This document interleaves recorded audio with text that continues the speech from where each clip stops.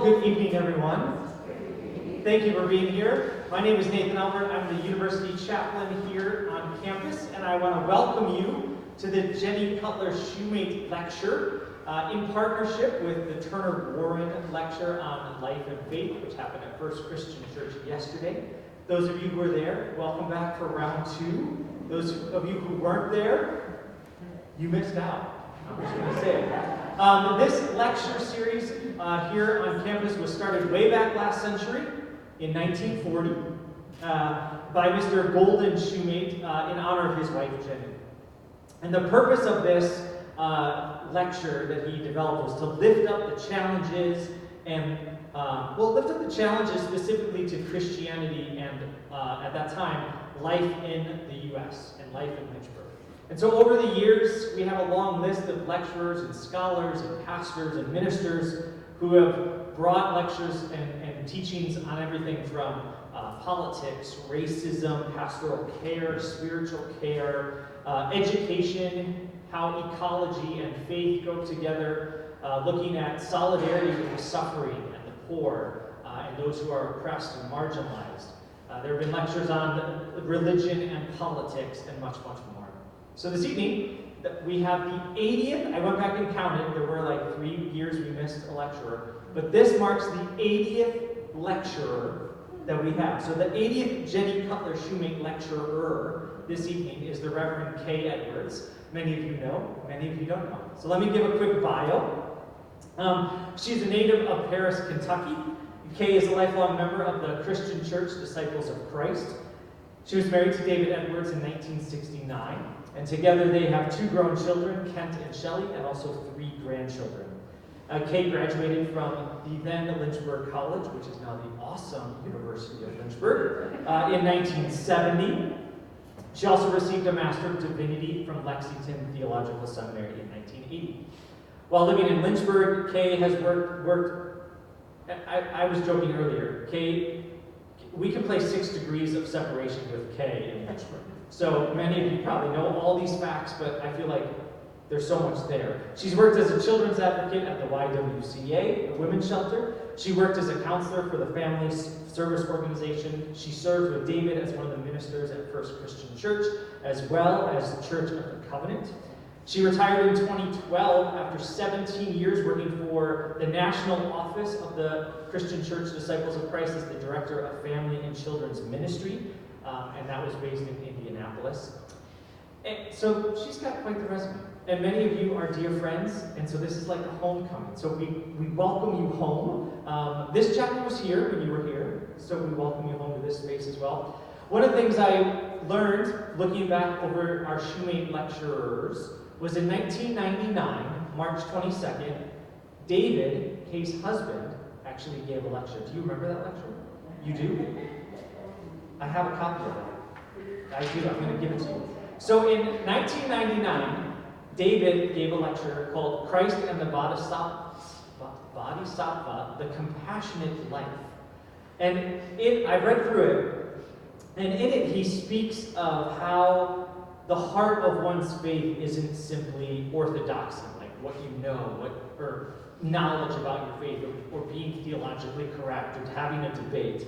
But actually, the heart of it is what one believes about a religious about orthopraxy, so how one lives their religious beliefs. And he laid this out, how often we have these orthodox ideas, but that means nothing if you don't actually live that compassionate life out. And he talks about how walking with compassion, he said, is what life is truly about. And so I couldn't help but think when Kaye sent us her title for this lecture, that now 23 years later, kind of full circle, we'll have Kaye share on how our lives can be living bridges, how her reflections on how we can be compassionate and cooperative with nature in order to continue our rightful place in this world, and how we have a role in the ever-expanding and evolving cosmos. That in actuality, I think what we'll hear tonight is a continuation of how we live the compassionate life. So with that, I'm going to ask you to join me in welcoming our 2022 Jennie Shumate lecturer, the Reverend Kaye Edwards.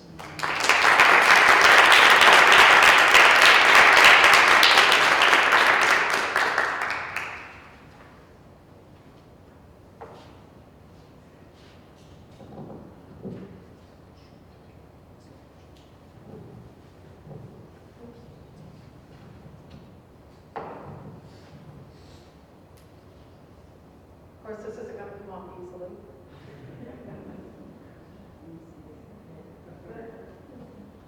Well, good evening, and thanks to all of you for being here tonight. And thank you to the University of Lynchburg for a wonderful dinner and for welcoming me back to what used to be Lynchburg College.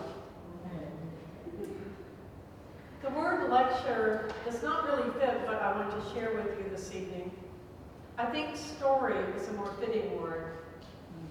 I want to share with you a significant part of my story which began right here on this campus. It is a story of a journey for how to live peacefully and justly in a world that is anything but peaceful and just. Maybe something of my story will connect to something in your story, and it will make for an enjoyable evening. At least that is my hope.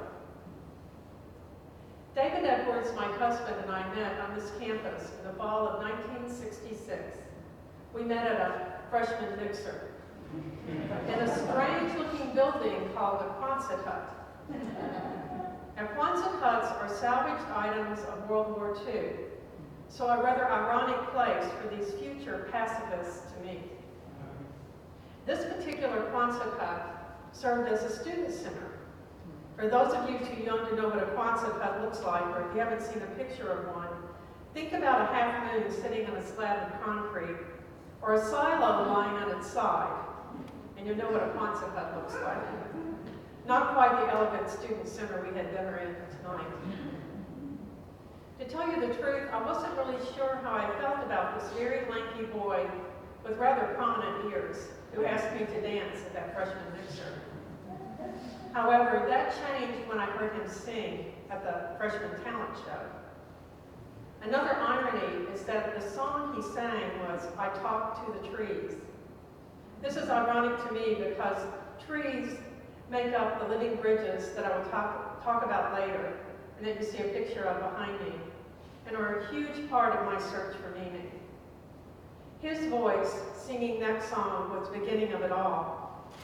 We married during our senior year, and this past Christmas Day would have been our 52nd anniversary of marriage. As many of you already know, David died of esophageal cancer 3 years ago this month. We celebrated his life in this very chapel in August of 2019. David was an accomplished songwriter and performer. Though he earned a living working as a minister, his heart vocation was his songwriting and his performing. Though he earned a living, I said that, didn't I? If you listen to any of his musical creations, the fact will become clear to you how important music was to him. A book that he finished just a few months before he died in 2019, and that I managed to get published in 2020, is available for sale right here. So if you want to buy that book afterwards, you're welcome to. I wrote an introduction to David through some of the many songs he wrote in his life, so I hope you'll check out the book. There are certainly many pressing issues vying for our attention today, for our money and our time. Each of us has to find our own way to what we are called to give our lives. For David and for me, the way to a more peaceful and just world was a call to resist war and all forms of violence. Since he was a pacifist, he applied for and was granted standing as a conscientious objector to the draft during the years of the Vietnam War. We lived in Boston, Massachusetts during the early years of our marriage, so he could complete the 2 years of alternative service to the draft. We actually both worked at Boston Children's Hospital. Having the privilege of living with David and being a lifelong advocate for children, the most pressing issue for me today, while continuing to lift up children, participate in movements like Black Lives Matter and the Poor People's Campaign, advocate for gun control, work on my own internalized racism, resist actions of white supremacy, which is the root of so much violence. All of that, still the most important issue in my life has become the environment. So now I come to the heart of my present story. I hope that many of you are familiar with the writings of Robin Wall Kimmerer, I understand that she recently spoke at Sweetbriar. Besides being a writer, she is a mother, a scientist, an environmentalist, a professor, and a citizen of the Potawatomi Nation. I'm not real sure how to pronounce it. I hope that you will become acquainted with Kimmerer if you do not already know her, and you'll get a hold of her book called Braiding Sweetgrass: Indigenous Wisdom, Scientific Knowledge, and the Teachings of Plants. This book changed my life in a very significant way and continues to do so. When David and I retired from active ministry, what they call us retired people now, we moved to a rural area of Kentucky to be nearer to family, into a place called the Mother House of the Sisters of Loretto. In the late 1970s, David and I had become involved with this order of Catholic nuns, and we both eventually became co-members of what is now simply known as the Loretto community. We joined this community because of their committing their lives to working for justice and acting for peace.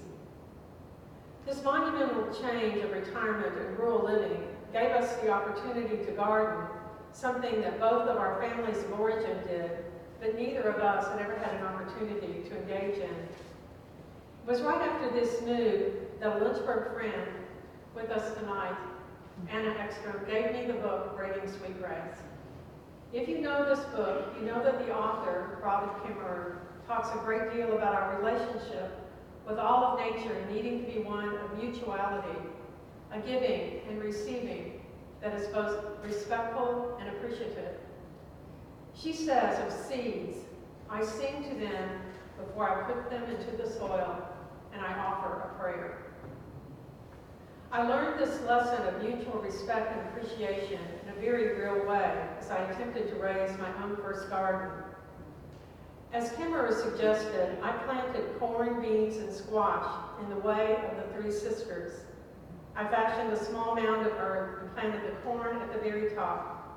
Then I planted beans around the corn stalks and the squash at the bottom of the small mound. This arrangement exemplifies the natural cooperation of plants. The corn provides a climbing post for the beans, who provide some of the elements in the soil needed to nurture the corn. The squash provides the shade needed by the delicate bean plants and the roots of both the corn and the beans. Being at the bottom of the mound allows the squash the space for its large leaves and produce. I contributed by planting the seeds and watering the plants when needed. The garden thrived, and I didn't run into many problems until I began to harvest. Kimmerer, throughout the whole of this book, emphasized the importance of expressing gratitude. If you've ever raised a garden, you may know that green beans are difficult to find in a small garden among all the green leaves of the beans and the corn and the squash. When I would go into my garden to pick beans, I could not easily find them. However, if I approached the garden with a small bow of respect and said aloud a simple word of gratitude, the beans easily showed themselves to me. Now, some of you are probably thinking this is just magical thinking or the crazy musings of an old woman, but I swear to you, it is the truth. Every day now, I continue to learn more and more about the understanding that exists between plants and humans and all other species. And many scientific studies verify this. Plants and animals have an abundance of qualities that some of us only attribute to humans. You may know that this is true if you have raised indoor plants. They thrive if you talk to them. And if you've ever lived with domesticated animals, you know that they know you're planning to take them to the vet or give them a bath before you ever speak a word aloud. They appreciate our acts of kindness and show their gratitude to us.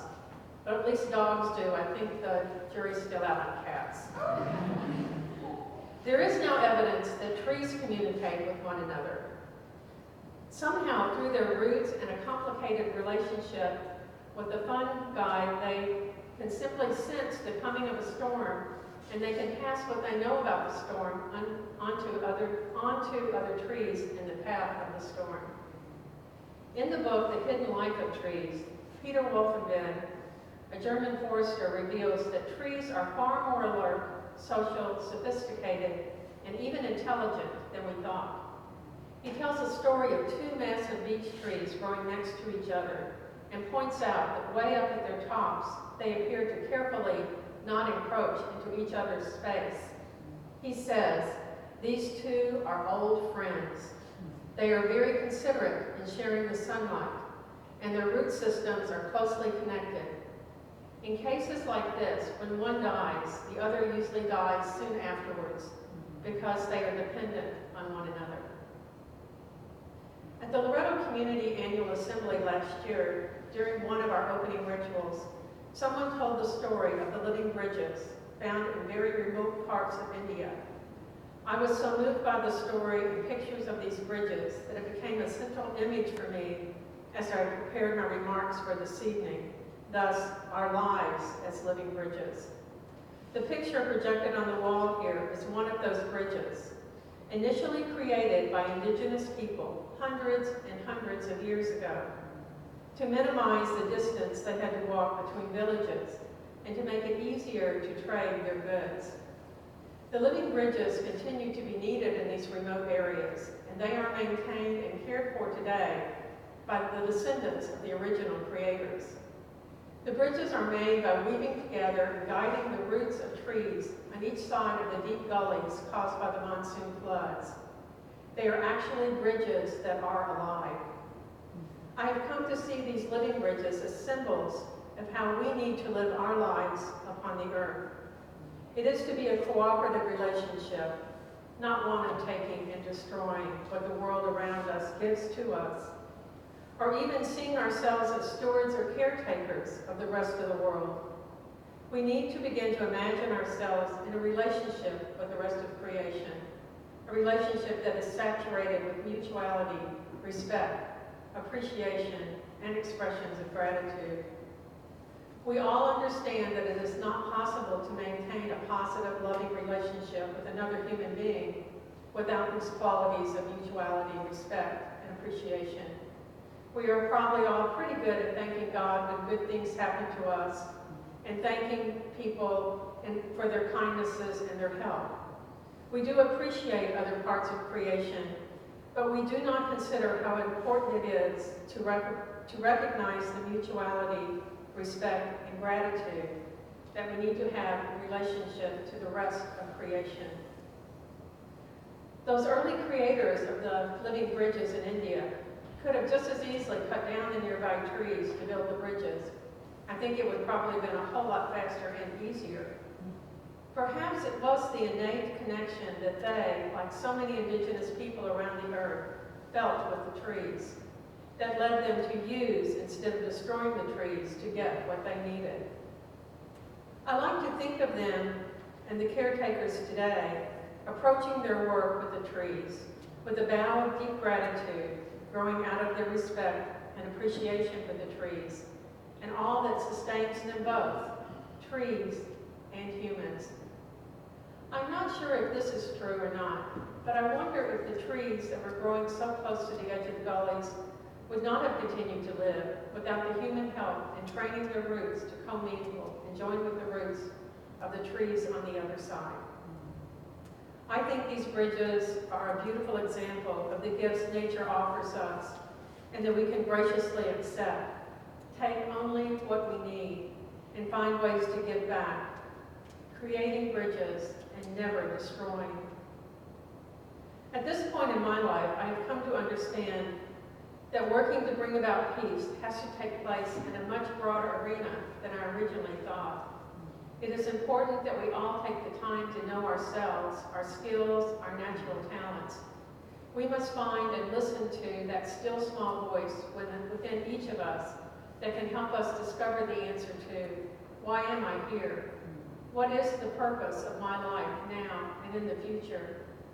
In my younger years, I saw the search for meaning manifesting and learning what my small contribution to the big work of peace and justice could be.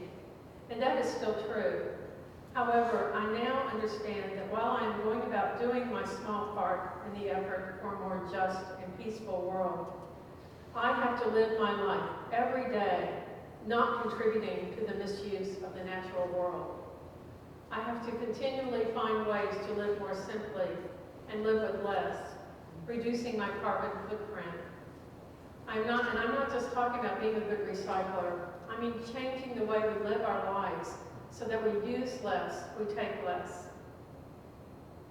Demonstrating against war and violence, healing racism and white supremacy, raising children to be peacemakers, what any of us are called to do is useless if we have no natural world to sustain our lives. All of humanity needs to become like these living bridges in India, understanding one another and one another's needs, cooperating, caring for, appreciating, accepting offered gifts, and giving back. We must come to see the whole of creation, plants, trees, animals, rocky ground, the stars, the sun, as members of our human family, not just something we take care of. This is where I believe we have to get if we are to survive as a human race. How do we help ourselves and others to understand this vital, life-giving connection with the whole created world and move forward in our efforts to create a better world for everyone and everything? I think first we have to believe it is possible. If you can imagine it, it can happen.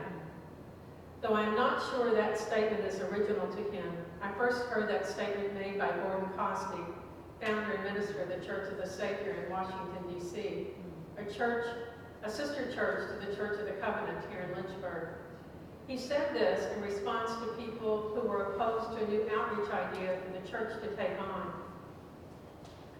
saying that it was unrealistic and that it wasn't possible. But Gordon said, if you can imagine it, it can happen. Healing the hatred between some groups in this country right now may seem to be a hopeless effort. Stopping war and violence may seem an unrealistic idea, especially in light of what is happening in Ukraine right now. Facing and dealing in a positive manner with the challenges of climate change may seem impossible. However, if we can imagine a better world, a world of peace, a world of justice for all people, a world with a clean and sustainable environment, a world filled with expressions of gratitude for all that is, it can happen. Imagination is something a lot of us adults don't have much of. Yesterday at First Christian Church, I talked about our need to be close to children because they have much to teach us about how to live, and they can help us gain back our lost imaginations that can lead to hope and the belief that our building of living bridges is indeed possible. Second, we then have to use our renewed imaginations to help us wrap our heads around the scientific research that supports the idea of our connection to all that is. Some refer to this connection or this understanding of the world as the Big Bang creation story. Such important scientific research supports the idea of our oneness, our innate connection with everything. We actually share DNA with everything, not just other humans, but everything, even what we consider innate objects. We all possess elements of the exploding star that began life on this planet. The idea may be a particularly difficult one for some Christians to accept, and that is unfortunate. People like Thomas Berry in his book, The Great Work, Our Way into the Future says, the attitude of the natural resources being here for us to use, the belief in our superiority to everything else is wrong. A movement toward a belief that we are all part of one another is where we need to move. In other words, we humans are not more important than the rocks, the frogs, the trees, the grain growing in the field. We are differently important because the divine is in all, and we are intimately related to one another in everything. I highly recommend this book that I brought a copy of tonight, The Great Works, by Thomas Berry. It was very helpful to me, and a man named Brian Schwinn, whose books I also find helpful, and I recommend them to you if you're not familiar with how the scientific research can really impact and feed our faith. Maybe, just maybe, a little imagination with a little imagination, such knowledge can help those of us who need to do so move toward that connection that says the mindless destroying of creation is not just destroying a part of the environment that we're supposed to be caring for, it is destroying an actual member of our own family, our human family. Last but not least, I, a privileged white person, needs to listen. I need to listen to the voices, the stories of people who have suffered because of my privilege and not assume that I know what is best for them. And I need to listen especially to the voices of indigenous people, to learn about and understand their ways of living in mutuality with the whole world. Robin Kimmerer, builders of the living bridges of India, and other indigenous people all over the world, can maybe help more of us to see our everyday lives as part of the whole, and not just those in charge of the whole. There's a movement called land acknowledgement that has been taking place all across North America that I am sorry to say I only became aware of at the end of last year. A land acknowledgement is a formal statement that recognizes and respects indigenous peoples as traditional stewards of this land and the enduring relationship that exists between indigenous peoples and their traditional territories. The land acknowledgement at the University of Lynchburg says, we acknowledge the Monacan Indian Nation as the traditional stewards of the land on which the University of Lynchburg now sits, and we offer our respect to the Monacan people, past, present, and emerging. A good first step, these land acknowledgements are. Now what?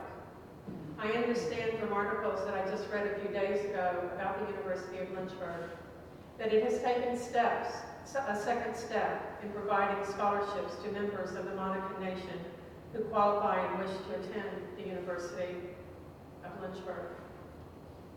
So we acknowledge that the injustice, and we must then move on to acknowledge that the injustice of colonizing does continue today. Those of us who are descendants of the first colonizers and those who enslaved other people in this country need to be aware of our continuing participation and decide what actions of reparation we need to be taking, both as individuals and as institutions. Renewing our imaginations, accepting the emerging scientific facts of our intimate relationship to the world around us, listening to the wisdom of indigenous peoples can help us construct the whole of our lives, I think, as living bridges. If we can imagine it, it can happen. To end, I want to read from the book of a good friend, Bob Ernst. Bob and his wife Sharon, until recently, have operated a small farm called Plowshares. Plowshares was a nonprofit organization that taught others, especially children and youth, about living cooperatively with creation. In his author's notes, Bob says, after more than 30 years of life on the farm, my existence has become inextricably woven into the fabric of this place, and my heart beats with the rhythm of the seasons. I have been privileged to come to know my neighbors in the broadest sense, not just the human families whose lives and property bound to ours, but all of the neighbors who claim this land as the source of their sustenance and survival, including those whose lives I have cultivated in pasture, barn lot, and garden over the years. This growing familiarity with the fur, the scale, the spine, the feather, the slimy and slithering, rooted, leafed, and flowering has become a soulful kinship that has deepened my childhood enchantment and offered me new meaning. Daily encounters with unique expressions of life gave me a profound perspective on the intimate bonds that join all beings on earth, and I began to experience more fully the inherent sacredness of even the seemingly insignificant creatures who share my claim on this place. The truths of science have become entwined with the mystical revelations of the sacred reality we all share. May such an understanding come to each and every one of us, so that our lives may be living bridges that support and nurture all that is. Thank you.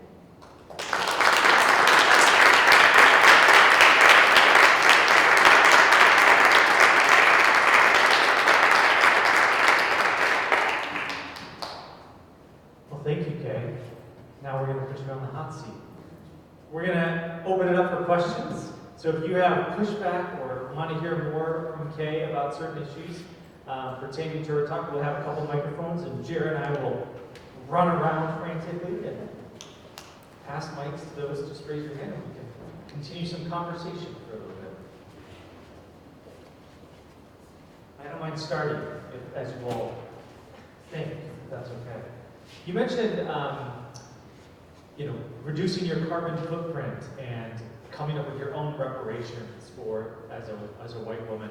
What are practically some things that you have discovered as you've tried to become a living bridge that have been challenges as you've tried to lower or decrease your carbon footprint or come up with reparations? What are some practical things that you have gone through and maybe some of your reactions as you develop those?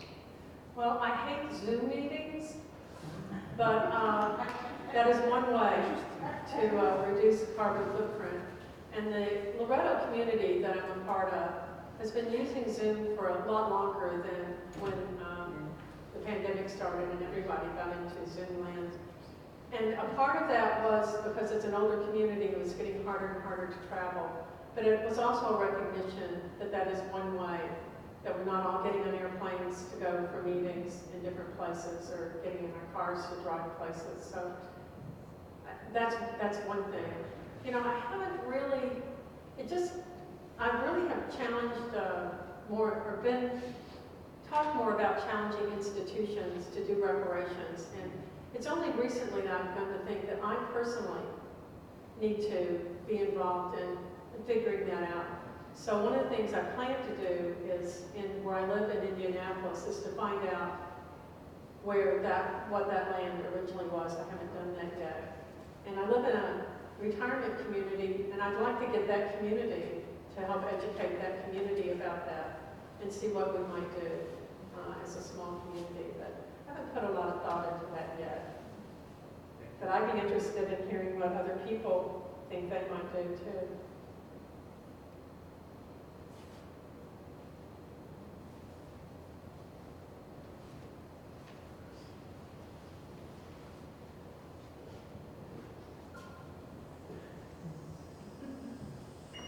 My name's Art, and last night I jumped in because you're bringing up topics that are really, I'm struggling with at the age of 75.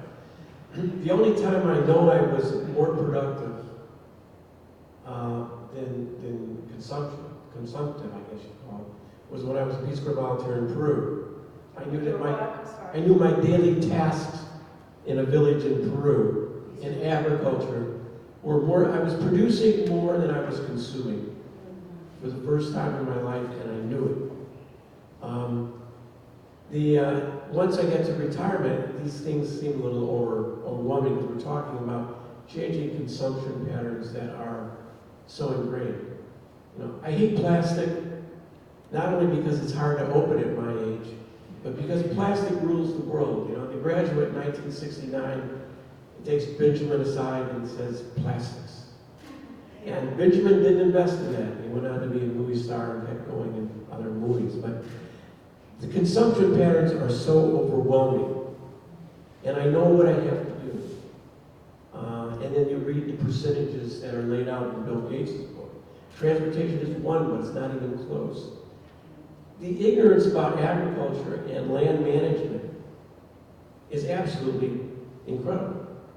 I was exposed to it all my life, and I'm still totally ignorant at times about what's really going on.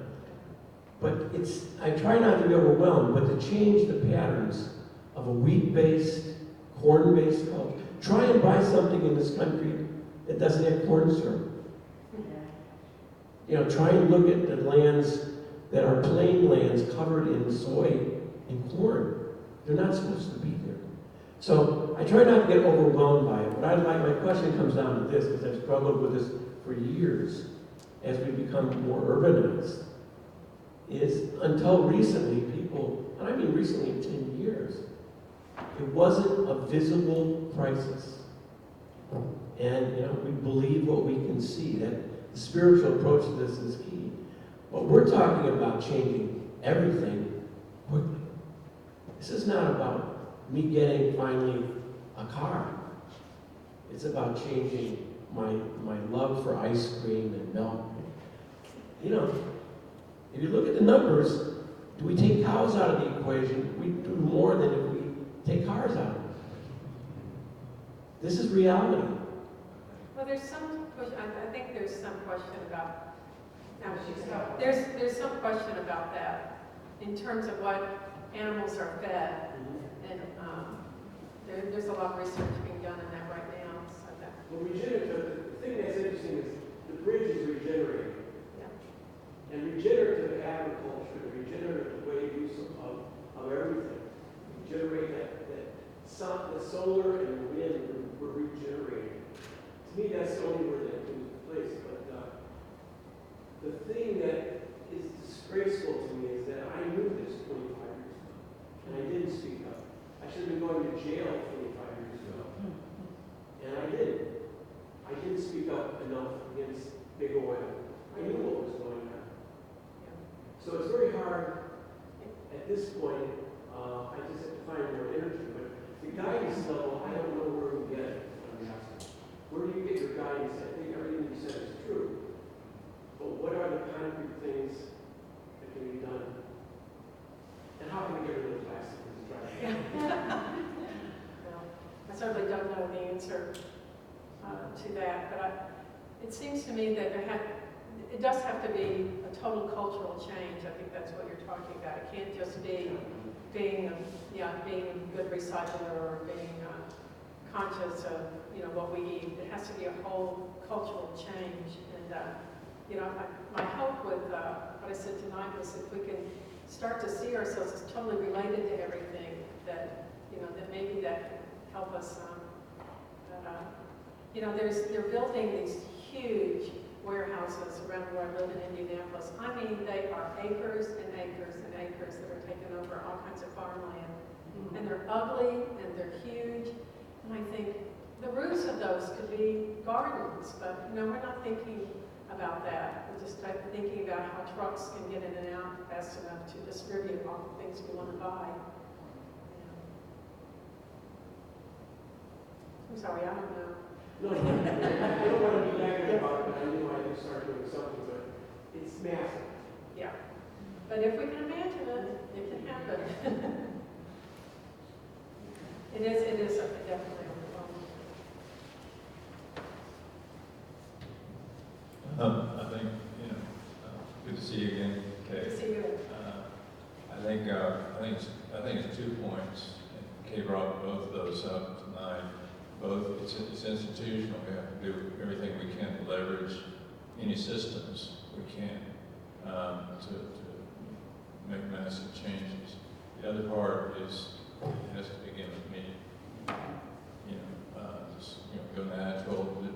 Take personal vows of and doing whatever, because any little bit can be a tipping point.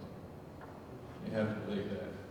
Any little bit can be a tipping point for, and it is.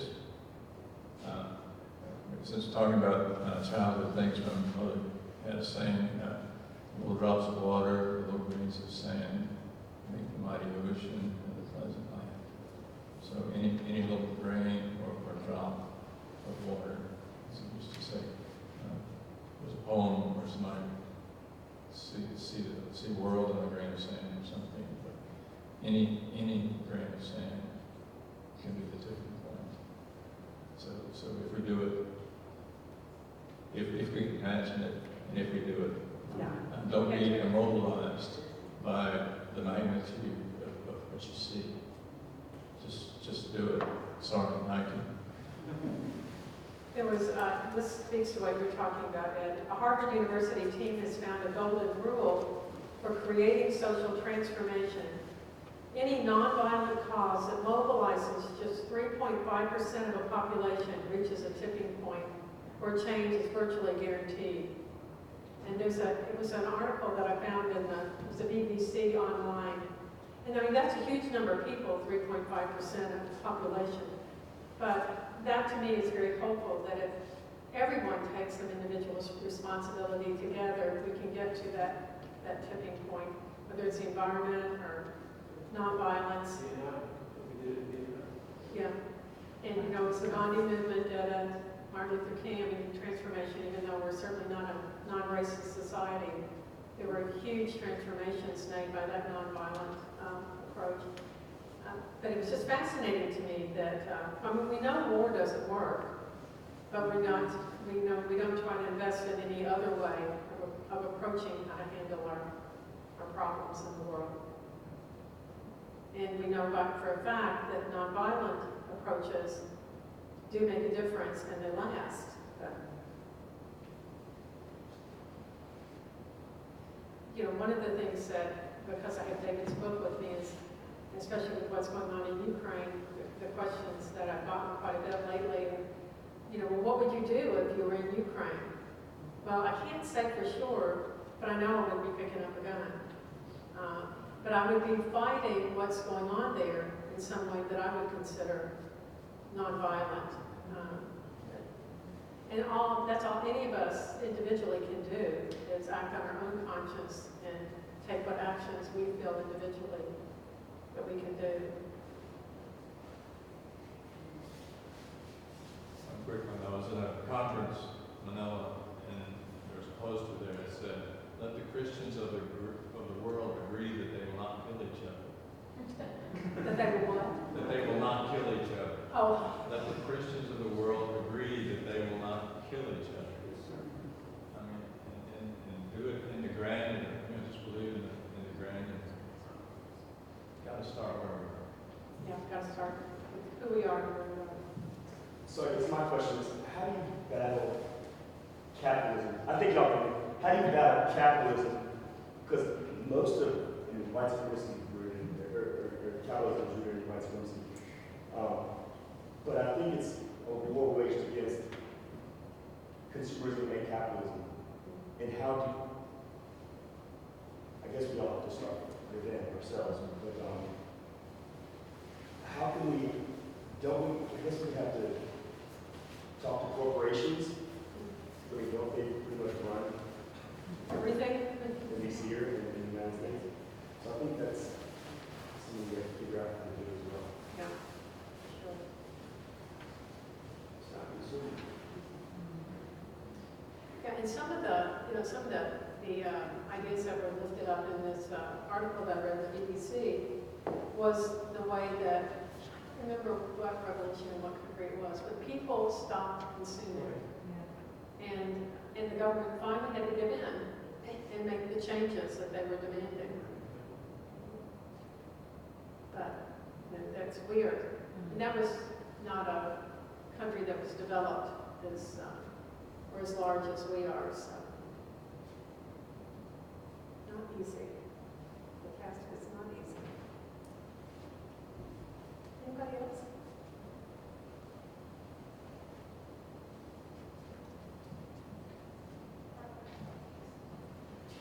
I have to say, I was given the gift during the pandemic of being stuck at home, but getting education through Zooming and learning about Pope Francis's encyclical Laudato Si, which is very much about what we were talking about, recognizing we are all interdependent and creating an effect upon each other, whether we realize it and see it immediately or not. And so that's been very moving for me and has actually created a movement in me to help others see that. And one of the books I've recently read is Paul Kaufman's book, 2040, Regeneration. Yeah. So that is, if you're looking for ways to try and move into a more sustainable way of life that's aware of the globe and acting locally, that is a helpful thing for me to read. What's the name of that book again? The author is Paul Hawkins. Hawkins? Yeah. regeneration. There's a movie out that's called 2040, Join the Regeneration, that's based on that book. But, I mean, I'm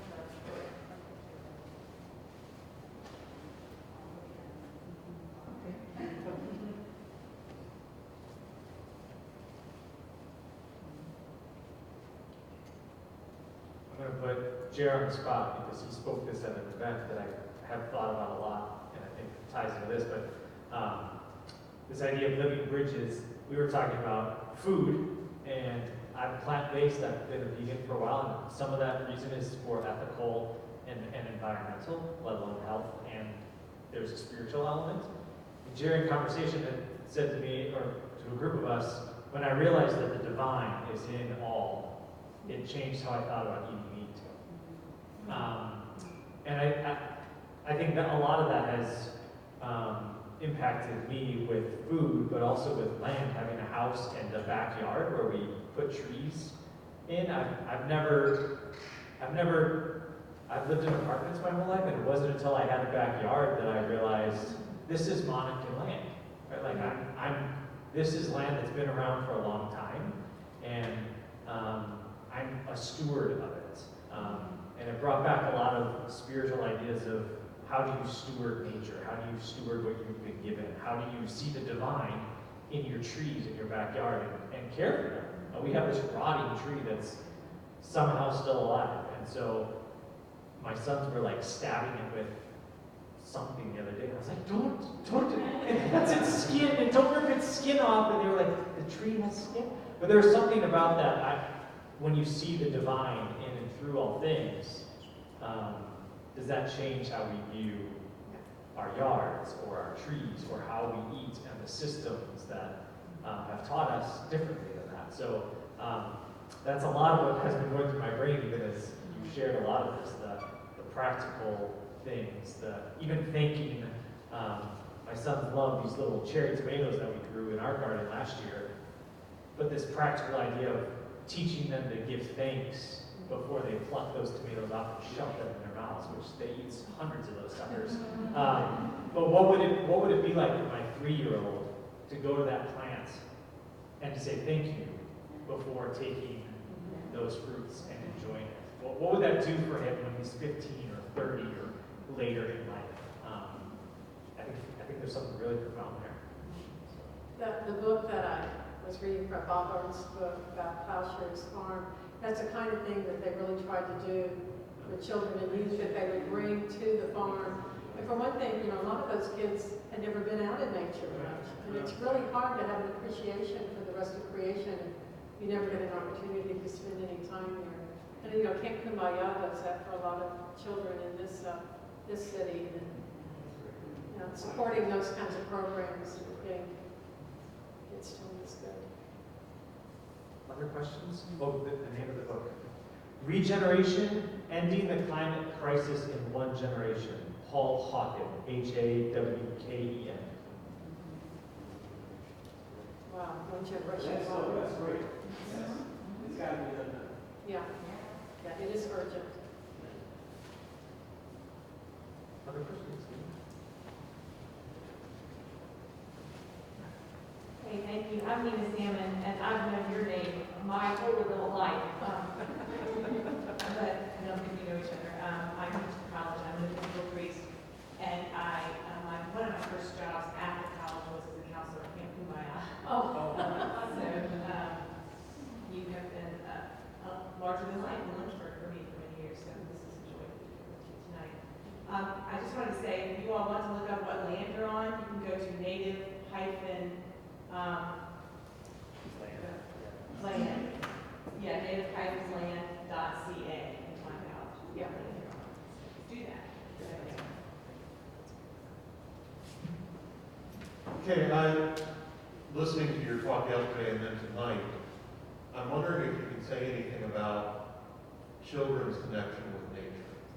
Children's connection. Connection with nature and imagination, and how that may be a key for us to understand how we can let them lead us. As you said. Yeah, absolutely. There's a book, I'm not going to come up with the author's name, Last Child in the Woods. Many of you all read that book. it's really a fabulous book about how much children need to be in nature in order to be the generation they're going to need to be to save our planet, save the place that we live. Yeah, as much as we can get kids out into nature and understanding that so many people don't have the resources to be able to do that, and supporting the programs that can help children experience that, I think is so important. And children seeing the way we relate to nature, even if it's not every day, but if we can get kids out with us and we can help model there. But I do think there's a natural connection there. Kids have an opportunity to be in nature from a very young age. Some don't, but it's. I kind of wondered, my son, when we were getting a live Christmas tree this year, he's 7, and he said, well, that poor tree. and I've noticed over the last several months, after he had that epiphany, they'll talk about trees very much as living things. And so I'm kind of trying to imagine for myself as a father, how do I let him and his questions lead me to a better understanding of nature? So next year, will you not cut down a living Christmas tree, but maybe or get one that can be planted? I guess that's. No, the kind that you can buy, the ones that root ball. Oh, we play it. Oh, yeah. And of course, I mean, that's where the rubber hits the road, because it's a lot more expensive and a lot more work to do. Yeah.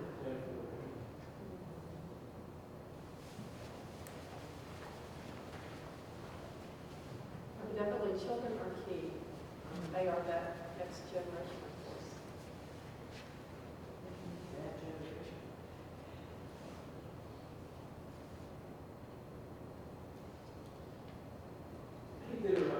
I don't get that much time in college. What do the younger people think we've all been older people talking at the internet?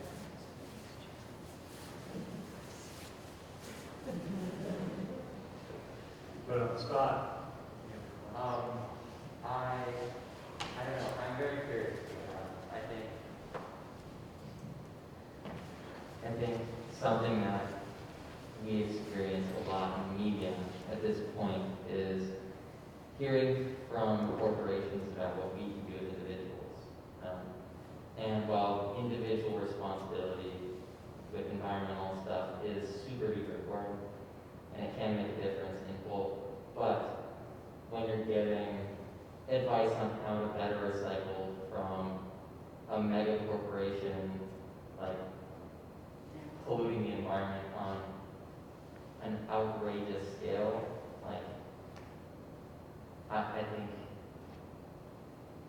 Are you all feeling hopeless about it? Not hopeless, but just, well, it's not hopeless, but we're just trying to figure out how to shift the perspective of responsibility from individuals to corporations. Because individual responsibility is important, but the people that will acknowledge that have and will do what they'll do. But it's not, it feels like it's not going to make a difference until there is responsibility taken by corporations. I think that's the biggest thing. We have to shift that perspective, and the blame and the I think there was something at some point a couple years ago about like BP sending out stuff and how like you can recycle water bottles. It's like, okay, thanks BP. Yeah, so yeah, that's from that case. Thank you.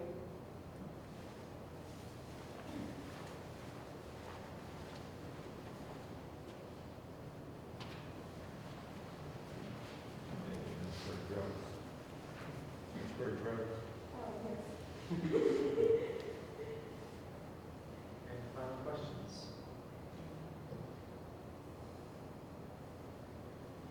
Well, let's thank Kaye for her time.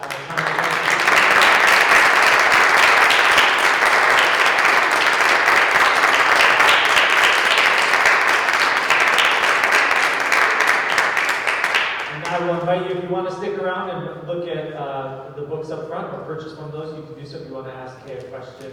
But again, thank you for being here. And Kaye, thank you for bringing your years of wisdom and love for this city. The fact that you have come home and to spend time with friends and colleagues, those who knew you back when but don't really know you or have heard your name for a long time. Thank you for returning and imparting us with more wisdom and your love for life, for nature, for the divine.